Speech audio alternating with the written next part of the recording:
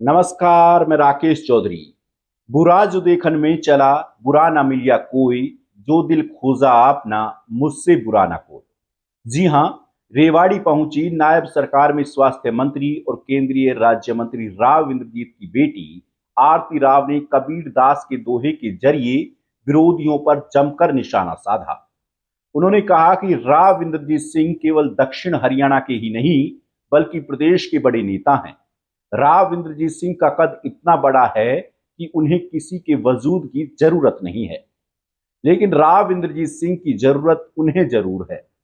यही नहीं, आरती सिंह राव ने यह भी कहा कि बीजेपी में कुछ ऐसे लोग हैं जो पार्टी में रहते हुए उसकी ही थाली में छेद करने का काम कर रहे हैं।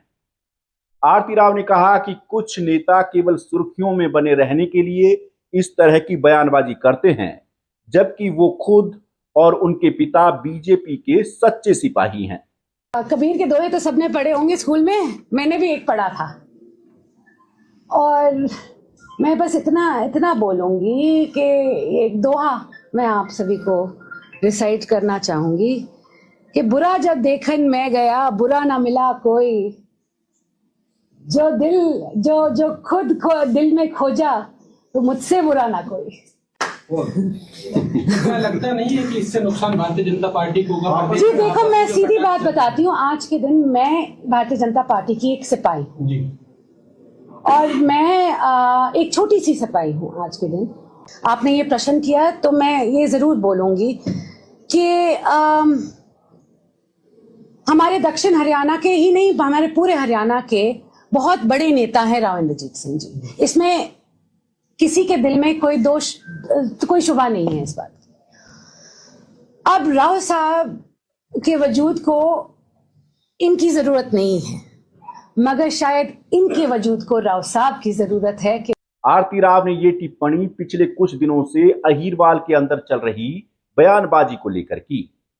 दरअसल राव इंद्रजीत सिंह बनाम राव नरबीर सिंह और उनके समर्थकों में आरोप प्रत्यारोप का दौर चल रहा है।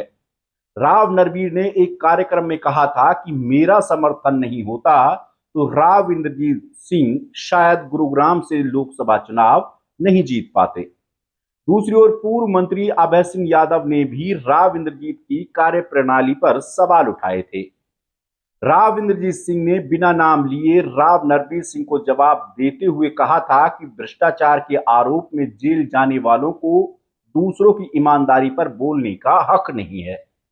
वहीं अभय सिंह यादव के बारे में कहा था कि मेरे समर्थन से अभय सिंह चुनाव जीते थे, जब मुझे उनकी जरूरत पड़ी तो खुद को राव नरबीर का समर्थक बताते हुए आने से इनकार कर दिया था। मंत्री आरती सिंह राव ने प्रेस कॉन्फ्रेंस में मनरेगा का नाम जी राम जी करने को लेकर भी सफाई दी और विपक्ष पर निशाना साधा।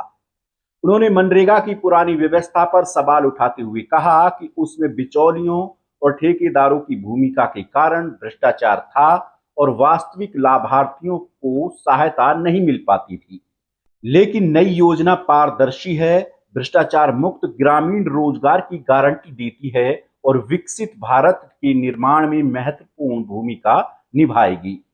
बहरहाल विपक्ष से लेकर पार्टी के भीतर राव इंद्रजीत के विरोधियों को आरती राव ने खूब लपेटा है और तीखा हमला कर खूब सुनाया है।